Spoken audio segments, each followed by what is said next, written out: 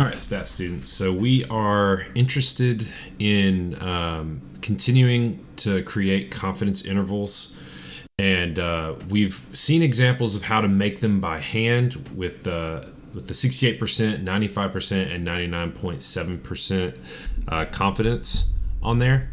But today we're going to be going with other confidence levels, and we're also going to talk about the worksheet that you guys have assigned right now. So let's go ahead and get started.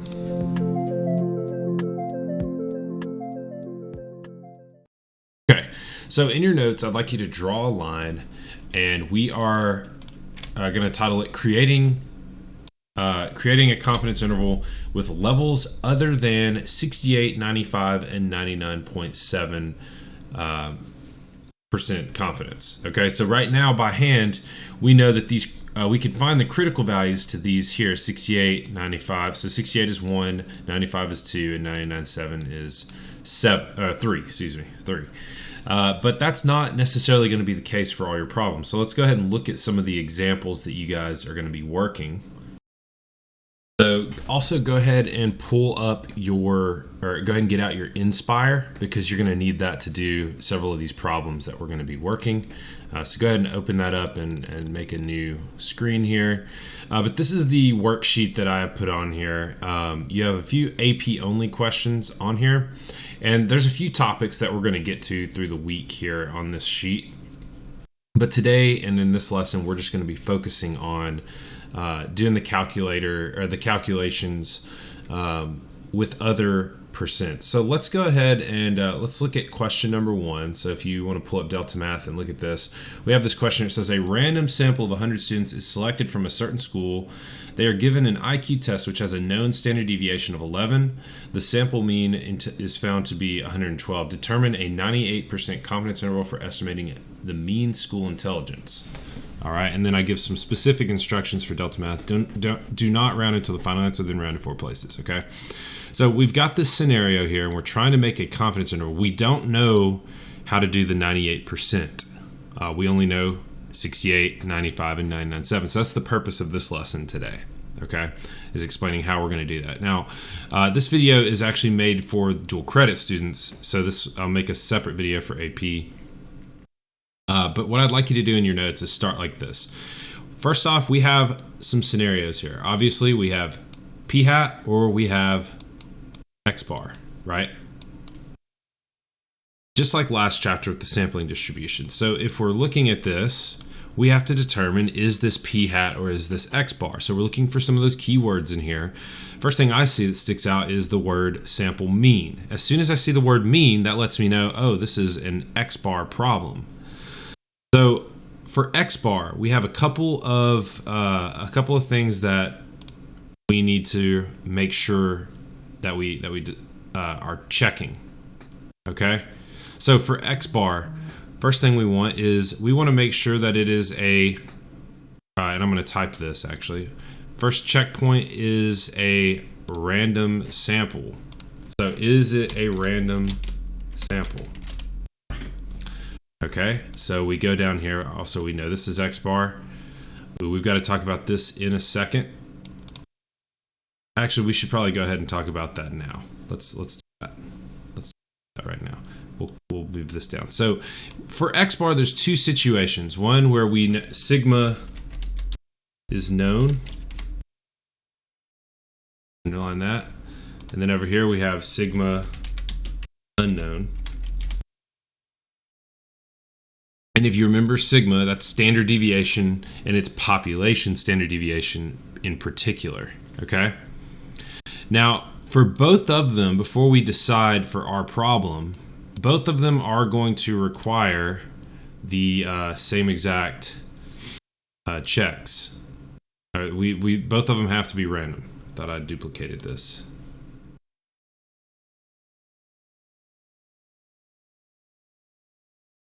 There we go. Okay.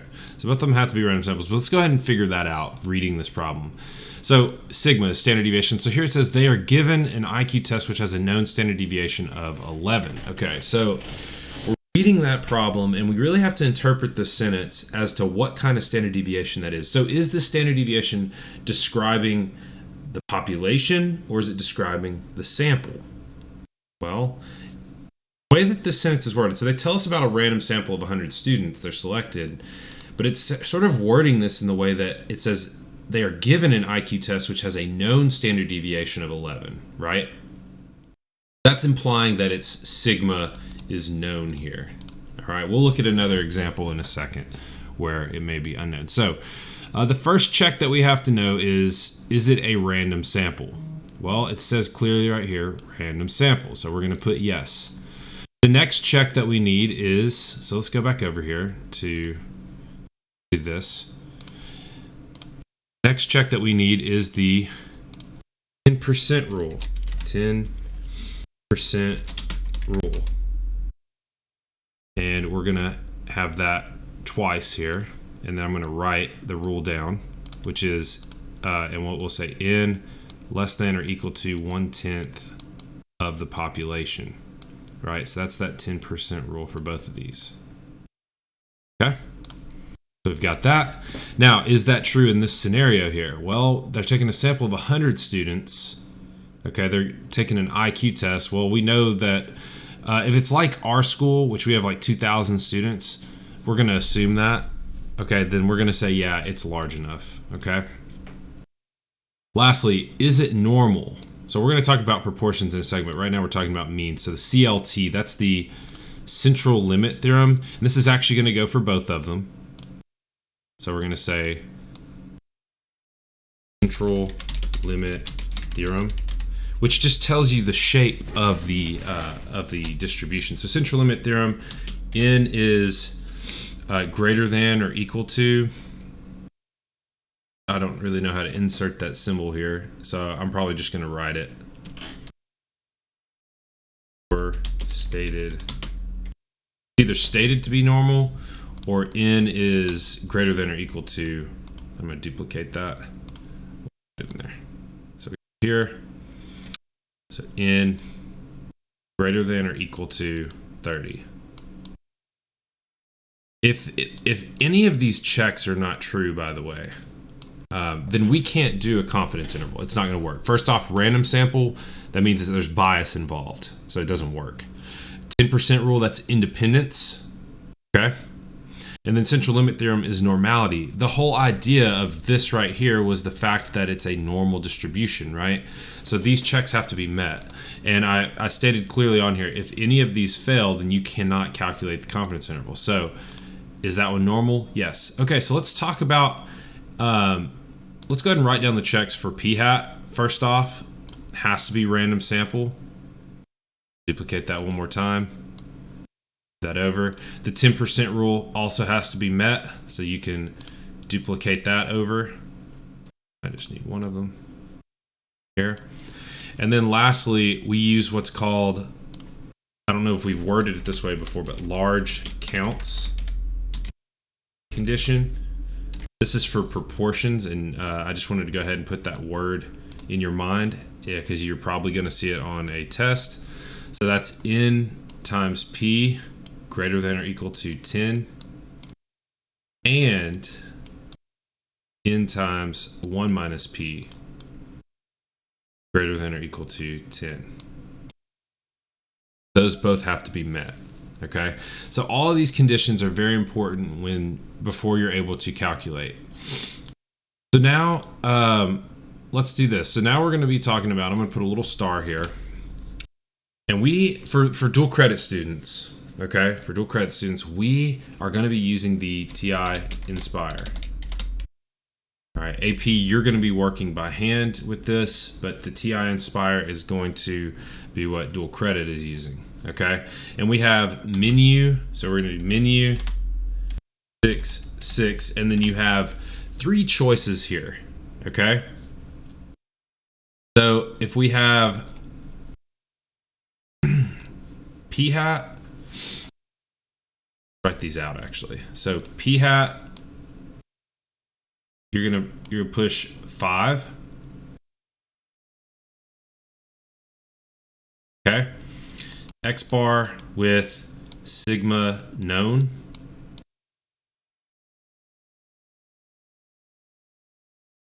is 1. And then X bar sigma unknown.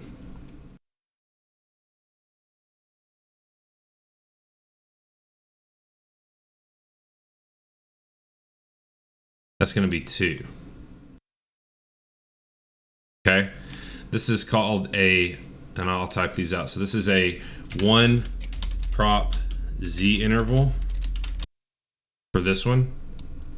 This is just a Z interval. And then this one is called a T interval. Now, the way where these letters are coming from, the Z interval, that's talking about Z-scores, which we learned last semester. The T interval is a new type of distribution. I'm not really going to go into that too much in this lesson here. AP students, it will be important that we learn about these Z intervals, T intervals. That's what we're going to be getting into when we do it by hand. But we have these options here. So that's really all we need to know to answer the question. So credit students, let's go ahead and answer this. I'm going to move this over, and I'll move this to the side. So we've answered yes to these parts. And now we're ready to construct the interval. So we press menu 6, 6.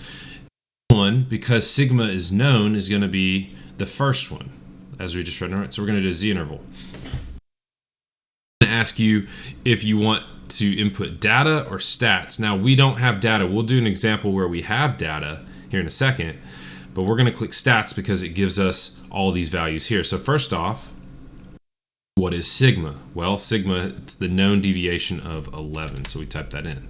Next, X bar, that's the sample mean, right? So and it even says here, sample mean of these 100 is 112, all right? Lastly, what is the sample size? 100. And now we're going to calculate the confidence level, which is going to be 0.98, 98%, okay? Now, you can calculate any interval using this method. You could put a 95% confidence interval in there if you want. I would recommend that, just for speed's sake. You don't have to do them by hand. So we hit OK, and it gives us our interval, okay? The lower and upper is what we need here. By the way, this is the point estimate, and this is the margin of error right there.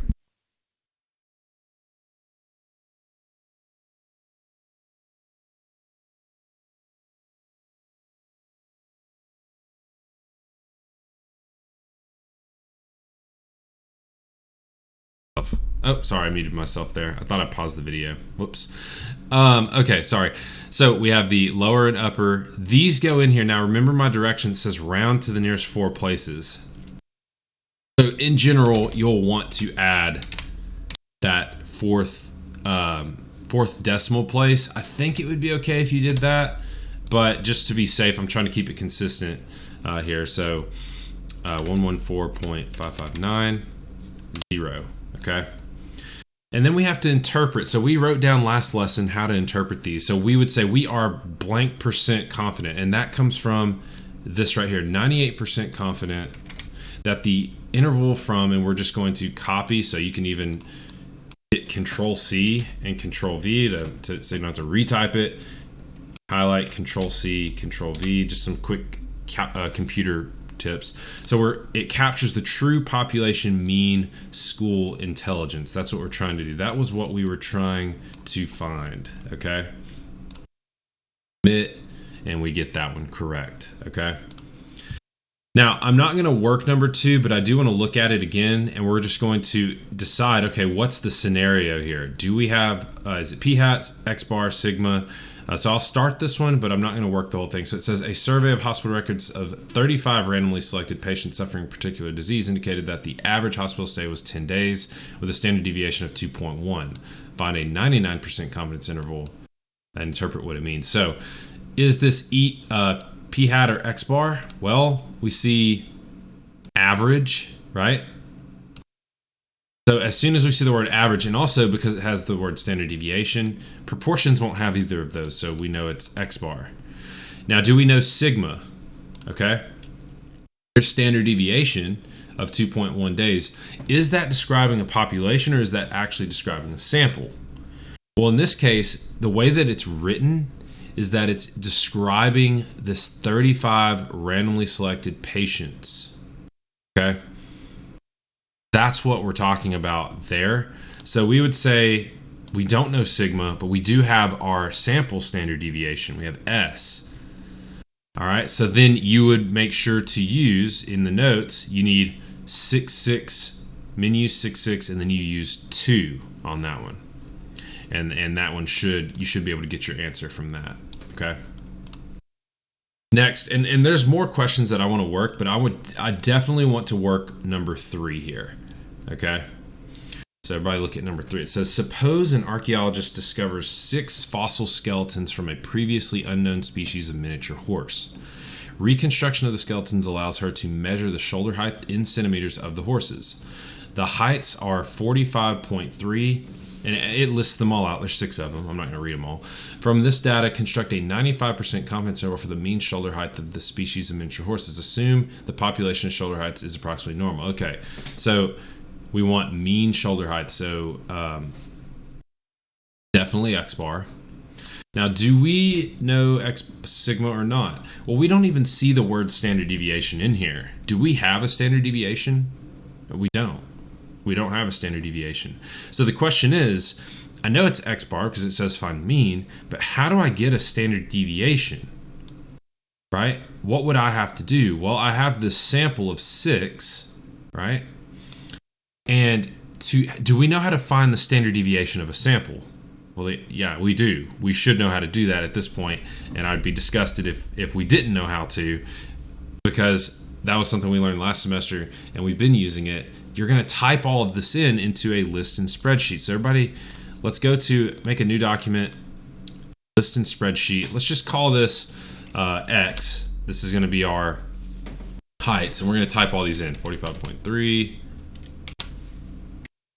And please do this with me. Okay, so there's all the heights typed in. So how do we get the standard deviation? Well, we do menu 4, 1, 1. Hit OK, we want X. Boom. Sorry, I went very fast there, but we've done that quite a bit, right? So we should know that. So our standard deviation is 1.29. It's this whole long number down here at the bottom, this gray. Now, I said don't round at all. And having to deal with this number is quite difficult. So actually what I'd like everybody to do is hit Control and Escape, undo this calculation. Because we don't actually have to calculate the standard deviation. This is going to be a faster approach for you all when you're trying to answer these questions. This is what I'd like you to do. I'd like you to go over to a blank cell over here. By the way, we don't know sigma. Sigma is unknown. Oh, let's do our checks as well before we do this. Is it a random sample? Well, 6 fossil skeletons being discovered, we would call that a random occurrence, right? That is essentially random, so yes. 6 is less than 1/10 of the entire population of all fossil skeletons for sure. Is it normal? Well, the sample size isn't large enough, right? But we can assume it tells us that it's normal, so it's stated, so yes, we can do this. Let's do this. Go to a blank cell in your Inspire. You've got all the data typed in. You're going to press menu. You're going to go to statistics, but you'll notice in here we have number 3, which is confidence intervals. So go to confidence intervals, and we need the T interval. So go ahead and click that.